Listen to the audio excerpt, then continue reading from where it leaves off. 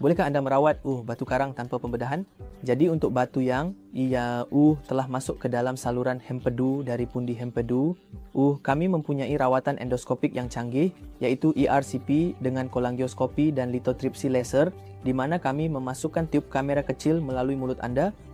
Ia adalah prosedur endoskopik sepenuhnya dan kami memecahkan batu tersebut menggunakan laser. Walau bagaimanapun, ini hanya boleh digunakan untuk batu yang telah masuk dari pundi kencing ke dalam saluran hempedu. Malangnya, untuk batu yang berada dalam pundi hempedu, mengeluarkan batu tersebut bukanlah penyelesaian kerana terdapat kecenderungan untuk batu tersebut terbentuk semula berulang kali. Jadi, menjalani pembedahan laparoskopi untuk membuang pundi hempedu adalah penyelesaiannya. Untuk maklumat lanjut, sila berunding dengan ahli gastroenterologi terdekat anda atau hubungi kami